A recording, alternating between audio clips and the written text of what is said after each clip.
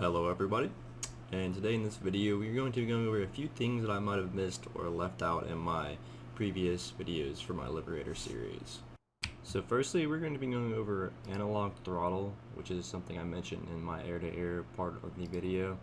I know it's kind of confusing to find things, but you can find analog throttle right here.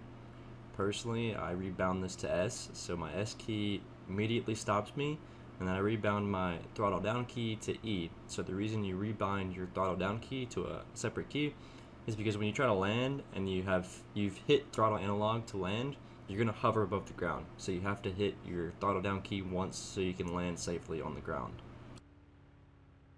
A few other things you might want to bind to your keys.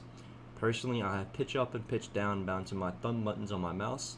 So what this allows you to do is pitch up and pitch down much faster and more effectively.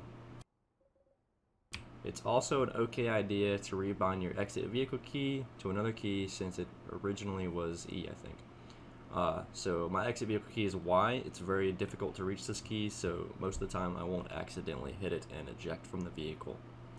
Another thing to mention is if you are trying to solo lib, it is best to rebind your change seat or change the seat 1 and seat 2 key to a key that's really easy to access. So for me, I put it to 1 and 2 instead of F1 and F2.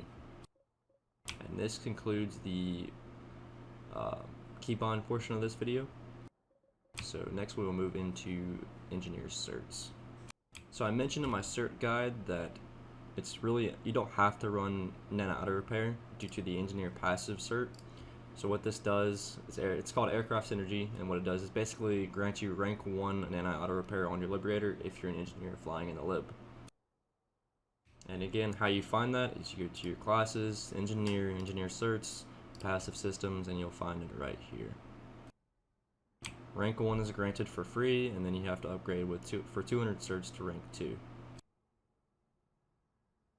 Next, we're going to talk about Liberator certs and passive systems for the Liberator, which is the Afterburner. I know I failed to mention where the Afterburner was located, but this is where you will find your certifications for your Afterburner, is in your Liberator passive.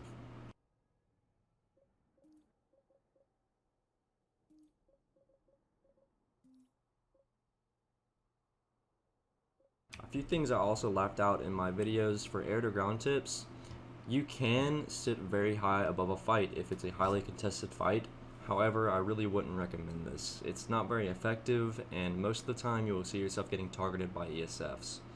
And if you're kind of at the mid-altitude of where I was in one of the air-to-ground clips where we were using the Shredder and Drake combination, at that altitude you're still going to get melted by flak if they decide to shoot at you. So keep that in mind.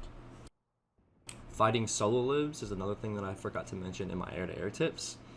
Solo libs will swap to their second weapon, or their belly gun, and they will be dropping out of the sky. So as a Dalton gunner or belly gunner, you have to compensate for that drop. You have to aim a little bit below them than you normally would, as they're going to be falling out of the sky. The best way to really deal with solo liberators is to shoot them with a vector, and that's pretty much that. Another point I should make is tracking targets. It can be quite difficult as a newer player to track your targets. The best way to do this is keep them in your line of sight in third person when you're in a Liberator. So basically you kind of watch them with your eye, or you can also watch where your gunner is pointing. This is where comms can come into play.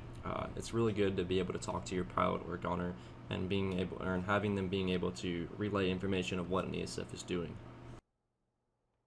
Now, a lot of the times you can just listen to the aircraft or whatever you're looking at, say a Liberator, an aircraft, is an ESF more specifically. You can hear where they're going and you can kind of track them that way, but the best way that I have found is either keep them in your peripheral vision when you're in third person, or watch what your gunner's looking at. If your gunner's going upwards or pointing in any direction really and following them, you need to be angling for that. So you turn your lib so they continue to have an angle pretty much. Hopefully I'll throw in a clip with this because this kind of sounds confusing in my head now. Otherwise, that should conclude the things that I left out. If there's anything else, I'm going to throw it in the description because I'm really tired of reading videos. Thank you guys for watching. Peace out.